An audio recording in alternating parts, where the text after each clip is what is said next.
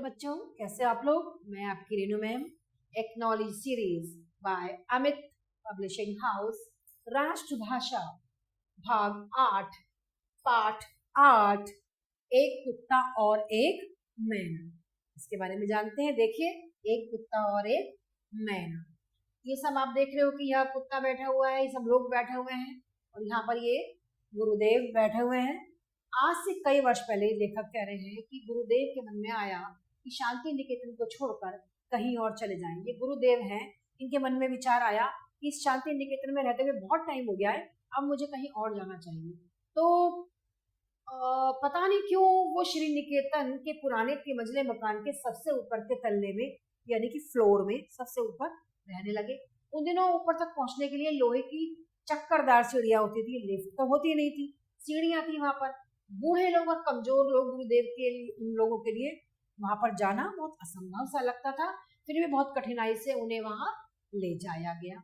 उन दिनों छुट्टियां चल रही थी और आश्रम के बहुत अधिकतर लोग बाहर चले गए थे कहीं।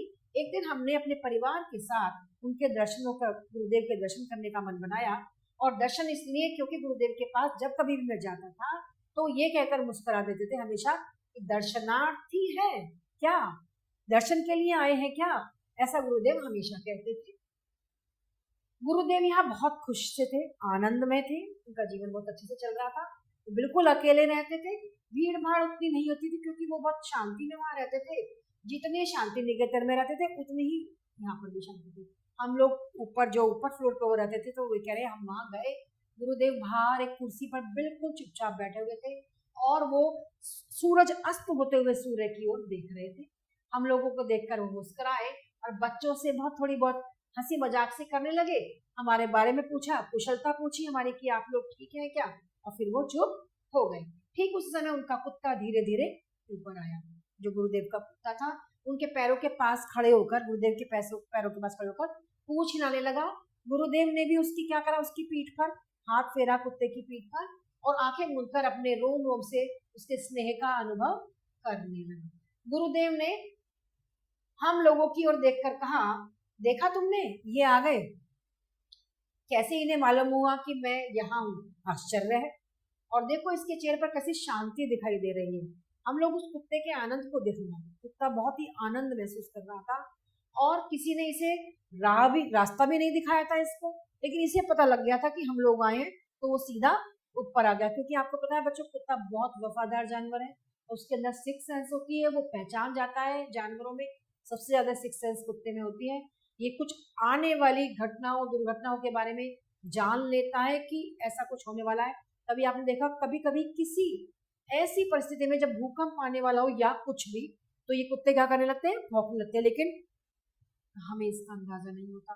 कुछ लोग कहते हैं, पुराने लोग, कि घर में कभी किसी के कोई बीमारी आने वाली हो या कोई मृत्यु होने वाली हो तो भी कुत्ते पहले संकेत देते हैं, वो रोने लगते हैं, क्योंकि ये कुत्ते को, इनको सिक्स सेंस होती है, इनकी बहुत जागृत इंद्रियां होती हैं और ये इनके छठी इंद्रिय इनकी इतनी जागृत रहती है, इन्हें पता लग जाता है। इसी कुत्ते को लक्ष्य बनाकर उन्होंने आरोग्य में इस भाव की एक कविता लिखी थी गुरुदेव ने। और प्रतिदिन प्रातःकाल ये भक्त कुत्ता बिल्कुल स्तब्ध होकर, शांत होकर आसन के पास तब तक बैठा रहता था जब तक अपने हाथों के स्पर्श से मैं इसका संग स्वीकार नहीं करता। गुरुदेव ने कहा, ये कुत्ता जब तक मेरे पास बैठा रहता है, जब भी कोई सभा होती है, सत्संग होता है, तो मैं इसका स्पर्श करता हूँ। जब तक ये मेरे स्पर्श को स्वीकार करता है, जब तक अच्छे से नहीं कर लेता, तब तक ये मेरे पास बैठा रहता है। जब तक मैं इसके सिर पर हाथ ना फेरूं, ये नहीं जाता है वहां से। ये गुरुदेव बैठे हुए हैं, ये कुत्ता है, ये सब इनसे मिलने आए हैं, परिवार के लोग। मैं जब ये कविता पढ़ता हूँ तो मेरे सामने श्री निकेतन की वो घटना जो हुई थी, गुरुदेव कुत्ते के पास बैठे थे, बिल्कुल एकदम साफ दिखाई देने लगती है। उस दिन मेरे लिए वो एक छोटी सी घटना थी कि वो कुत्ता एकदम से ऊपर आ गया था। आज ये विश्व की अनेक महिमाशाली घटनाओं की श्रेणी में जा बैठी है। इस प्रसंग में एक और आश्चर्यजनक बात का मैं बताता हूँ आपको। लेखक ने कहा, जब गुरुदेव की चिता भस्म कोलकाता से आश्रम में, जब गुरुदेव का शरीर समाप्त हो गया, तो जब उनकी चिता की जो भस्म थी वो कोलकाता से आश्रम में लाई गई थी, उस समय न जाने किस सहज बोध के बल पर वह कुत्ता आश्रम के दरवाजे तक आ गया। उसको पता चल गया था कि गुरुदेव की स्पर्श की, उनकी सूंघ से ही कि वो चिता की भस्म है, उसको ये एहसास हो गया था वो दरवाजे तक आया और जो कलश था जिसमें वो भस्म रखी हुई थी उसके पास तब तक चुपचाप बैठा रहा और आश्रम वासियों के साथ चुपचाप भस्म को अंतिम विदा देने के लिए भी गया। इतना वो उनसे प्यार करता था, इतनी उसकी सिक्स सेंस थी, उसको ये पता था कि गुरुदेव की भस्म है, ये चिता भस्म है। वो उसी के पास बैठा रहा और जब तक उस चिता भस्म को अंतिम विदा देने के लिए नहीं गए तब तक वो भी वहां गया। देखा करे एक बार मैं गुरुदेव के पास था, उस समय एक लंगड़ी मैना, उसके पैर में कुछ प्रॉब्लम थी, वो फुदक रही थी। गुरुदेव ने कहा देखते हो ये रोज आकर फुदकती है यहाँ पर, ठीक यहाँ आकर मुझे इसकी चाल में एक करुण भाव दिखाई देता है, जब ये चलती है तो मुझे एक दया का भाव आता है क्योंकि ये लंगड़ी है मैना। गुरुदेव ने अगर कह न दिया होता तो मुझे उसका करुण भाव एकदम दिखाई न देता, जो तो गुरुदेव ने बता दिया कि ये ऐसे लंगड़ी है। एक तो वो कह रहे थे लेखक कि मुझे पता नहीं चलता, मेरा अनुभव था कि मैना करुण भाव दिखने वाला पक्षी है ही नहीं, वो तो बहुत ऐसे मैना तो उड़ती रहती है लेकिन मुझे कभी महसूस ही नहीं हुआ। लेकिन जब गुरुदेव ने बताया कि इसके पैर में है, 3-4 वर्ष से मैं एक नए मकान में रहने लगा हूँ, मकान की दीवारों में चारों ओर एक सुराख यानी कि एक छेद छोड़ रखा है। एक मैना दंपति जोड़ा, मैना का जोड़ा नियमित रूप से प्रतिवर्ष यहाँ गृहस्थी जमाया करते हैं, तिनके और चीथड़ों का ढेर लगा देते हैं। हैवान होकर हम सुराखों में ईंट भर देते हैं। हम इतने हैवान हो जाते हैं कि उन छेदों में हम क्या करते हैं, ईंट भर देते हैं और उनके घोंसले को हम सोचते हैं खत्म कर देते हैं, परंतु वो खाली बची हुई जगह का भी इस्तेमाल कर लेते हैं। जानवर ऐसे होते हैं, पति पत्नी जब कोई एक तिनका लेकर सुराख में आते हैं तो उनके भाव बिल्कुल देखने लायक होते हैं। गुरुदेव ने कहा कि जब कोई भी एक जना उस तिनके को लेकर आता है घोंसला बनाने के लिए, तो दूसरा होता है उसके भाव देखने लायक होते हैं। पत्नी देवी का तो क्या कहना, एक तिनका ले आई तो फिर एक पैर पर खड़ी होकर नए पंखों को फटकार दिया, चोंच को अपने ही पैरों से साफ कर लेती है और अनेक प्रकार की मधुर वाणी में गाना शुरू कर दिया। अचानक इसी समय अगर पति देवता भी कोई कागज या गोबर का टुकड़ा लेकर उपस्थित हो जाए, सामने आ जाए, तो फिर तो कहना ही क्या है। मतलब ये मैना के जोड़े के बारे में गुरुदेव बता रहे थे उनको कि ये दोनों इतने बेचारे खुश रहते हैं कि एक लेकर आया है कोई तिनका घोंसला बनाने के लिए, उसका तो कहना ही क्या है। मैना वो अपने पैरों पर, और जब उसका पति भी कुछ ले आए तो फिर तो क्या बात है, फिर तो बहुत ही खुश हो जाती है। पर वो कहते हैं कि दोनों के नाच गान और आनंद में नृत्य से सारा घर गूंजने लगता है।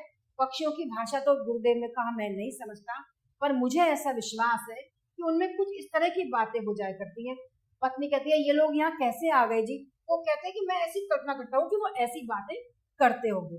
तो मैना का पति क्या कहता है, वो बेचारे आ गए हैं तो रह जाने दो उन्हें, क्या कर लोगी? पत्नी कहती है लेकिन फिर भी इनको इतना ख्याल होना चाहिए कि ये हमारा प्राइवेट घर है, हमारा पर्सनल घर है। तो पति कहता है आदमी जो है, आदमियों को इतनी अकल कहाँ है, वो क्या समझते हैं हम तो पक्षी हैं, ये तो इंसान है, इनको इतनी अकल नहीं है। पत्नी कहती है जाने भी दो। पति कहता है और क्या? इस प्रकार की मैना कभी करुण हो सकती है, दया हो सकती है उसकी, ये मेरा विश्वास ही नहीं था। लेखक कह रहे हैं मैं तो ऐसा सोचता ही नहीं था कि जो इतनी मैना, इतनी बातूनी, मीठे विचार रखने वाली और जो मीठे मीठे गाना गाती है, वो इतनी करुण भाव भी रखती है, ये तो कभी मैंने सोचा ही नहीं था। गुरुदेव की बात पर मैंने ध्यान से देखा तो मालूम हुआ कि सचमुच की उसके मुंह पर एक दया का भाव है, करुणा का भाव है मैना के मुंह पर। और शायद वह विदुरपति था। विदुरपति मतलब जिसकी पत्नी मर गई है, वो विदुर है, या विधवा पत्नी जो किसी विडाल के क्रूर आक्रमण के द्वारा अकेली रह गई है। या विधवा कौन? जिसका कि पति मर गया है। विडाल माने एक बिल्लाव के द्वारा, उस आक्रमण के द्वारा एक को तो मार दिया गया है और एक वहां अकेला रह रहा है। या तो मैना पत्नी को मार दिया गया है या उसके पति को मार दिया गया है। हाय क्यों इसकी ऐसी दशा है? शायद इसी मैना को लक्ष्य बनाकर गुरुदेव ने सबसे बाद में एक कविता लिखी थी। लेखक ने बताया कि शायद इसी मैना के बारे में सोचा होगा गुरुदेव ने और एक कविता लिख डाली। जब मैं इस कविता को पढ़ता हूँ, लेखक ने कहा, तो मुझे उस मैना की दया वाली मूर्ति, करुण मूर्ति और बहुत ही स्पष्ट रूप में मेरे सामने आ जाती है। कैसे मैंने उसे देखकर भी नहीं देखा। मैं तो अगर गुरुदेव नहीं बताते कि ये लंगड़ी है, करुणा के भाव इसके चेहरे पर है, तो मैं तो देख भी नहीं पाता। और किस प्रकार कवि की आंखें इस बेचारी के हृदय तक पहुंच गई, क्योंकि लेखक कह रहे हैं कि कवि के जो भावनाएं होती है ना, वो किसी से भी जुड़ जाती है और वो उसको कविता के द्वारा लिखकर अपनी भावनाओं को व्यक्त करने लगता है। सोचता हूँ तो हैरान हो जाता हूँ। लेखक कहता हूँ कि मैं जब ये सोचता हूँ कि कैसे कवि ने उस मैना के अंदर प्रवेश करके मतलब अपने भावों को उसके भावों से मिलाकर कैसे कविता लिख डाली। तो आज भी मैं ये सुनकर हैरान हो जाता हूँ। ये जो पूरी कविता, ये जो पूरा लेख लिखा है बच्चों, ये आचार्य हजारी प्रसाद द्विवेदी जी ने लिखा है और उन्होंने ये बताया है कि जानवर जो होते हैं वो भी भावना रखते हैं, उनके अंदर भी करुणा दया सब कुछ होता है, उनके अंदर भी जागृति होती है।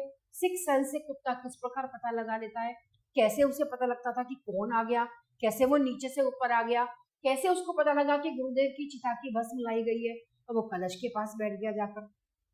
तो जानवर जो होते हैं वो किस प्रकार जुड़े हुए होते हैं हमसे, वो गुरुदेव भी उसी तरह से उनसे जुड़े हुए थे और वो उनका पता लगा लेते थे और उन तक पहुंचकर, उनके दिमाग से उन तक पहुंचकर और उस कविता लिख डालती थी। तो इस प्रकार बच्चों आपने देखा कि किस प्रकार गुरुदेव ने पक्षियों और कुत्ते के माध्यम से उन तक पहुंचे और उनको बताया कि मैं कैसे इनसे जुड़ा हूं और ये मुझसे कैसे जुड़े हुए।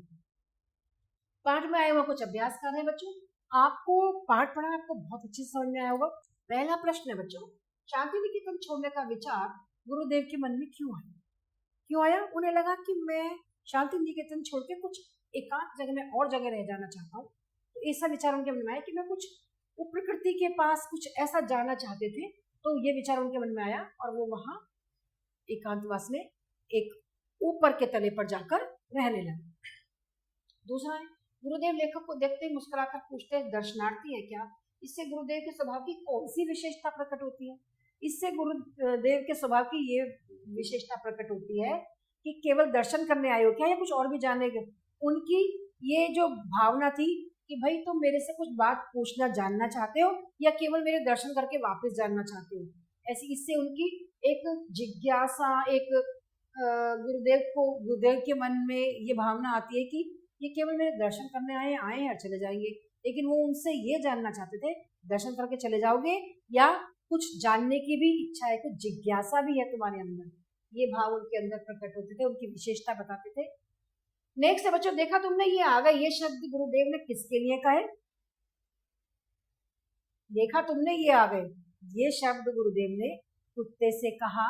जो लोग आ गए थे उनसे मिलने के लिए, जब लेखक वगैरह आ गए थे सपरिवार, उनके लिए कहा। देखा ये आ गए मिलने के लिए। कुत्ते के बारे में लिखी कविता पढ़कर लेखक को कौन सी घटना याद आती है? कुत्ते के बारे में लिखी हुई कविता पढ़कर लेखक को वो घटना याद आती है कि जब लेखक वहां गए थे और वहां जाकर उन्होंने देखा कि कुत्ता कैसा है, कि जब वो ऊपर पहुंच गए परिवार सहित तो कुत्ते को किसी ने रास्ता नहीं बताया था, वो अपने आप ऊपर पहुंच गया था और कुत्ता जो है वहां बैठा रहा जब तक कि गुरुदेव उसको स्पर्श करते रहे, उनका एहसास उसको रहा, वो वहीं बैठा रहा और गुरुदेव के पास में तभी तक बैठा रहता था जब गुरुदेव की चिता की भस्म वहां लाई गई तो कुत्ता वहीं पर उस कलश के पास ही बैठा रहा और जब चिता को अंतिम विदाई देने के लिए गए भस्म को, तभी कुत्ता वहां पर जाकर उनको अंतिम विदा देने के लिए गया। मैना के मुख पर छाए करुण भाव के बारे में लेखक ने क्या अनुमान लगाया? क्योंकि लेखक को कभी लगता ही नहीं था कि मैना करुण हो भी सकती है। मैना तो गाना गाती रहती है, मैना तो इधर से उधर चहकती फिरती है, उदकती फिरती है, लेकिन जब गुरुदेव ने कहा कि क्या तुमने जाना कि इसके चेहरे पर कितने करुण भाव है, वो क्यों? क्योंकि उनको उस मैना के, या तो मैना के पति को या मैना को जो बिलाव था उसने घायल करके एक को समाप्त कर दिया था, तो उस एक बचे हुए मैना के चेहरे पर करुणा के भाव थे। ये उनको लेखक को तब पता चला जब गुरुदेव ने बताया, वरना वो तो ये समझ ही नहीं पा रहे थे कि मैना भी कभी करुण हो सकती है क्या। वो तो सोचते थे कि मैना तो चहकती फुदकती रहती है, मैना कभी करुण हो ही नहीं सकती। नेक्स्ट एक्सरसाइज है बच्चों हमारी कि पाठ में आए हुए सही उत्तर पर सही का निशान लगाइए। पहला है, श्री निकेतन के मकान में लेखक ने गुरुदेव को क्या करते हुए देखा? पुस्तक पढ़ते हुए, या अस्तगामी सूर्य को देखते हुए, या बच्चों से छेड़छाड़ करते हुए, या कुत्ते की पीठ पर हाथ फेरते हुए। उन्होंने देखा जब वो पहुंचे वहां अस्तगामी सूर्य को देखते हुए। ठीक है, तो हम यहाँ सेकंड नंबर पर ये लगा देंगे। नेक्स्ट है, कुत्ता गुरुदेव के आसन के पास कब तक बैठा रहता था? गुरुदेव के बैठे रहने तक, या उनसे भोजन पाने तक, या उनके द्वारा हाथ से स्पर्श किए जाने तक, या गुरुदेव द्वारा हटाए जाने तक। वो था उनके द्वारा हाथ से स्पर्श किए जा रहे थे। जब तक गुरुदेव उसके हाथ से स्पर्श करते थे अपने हाथों से, तब तक कुत्ता वहीं बैठा रहता था। तो यहाँ पर हम थर्ड पर निशान लगा देंगे। नेक्स्ट, मैना की बुक पर करुण भाव का कारण क्या था? क्या कारण था? लेखक उसके घोंसले वाले सुराखों में ईंटें भर देता था, या वो लंगड़ी हो गई थी इसलिए, या बिडाल के आक्रमण के कारण वो अकेली रह गई थी इसलिए, या गुरुदेव रविंद्र को वो ऐसी ही दिखती थी इसलिए।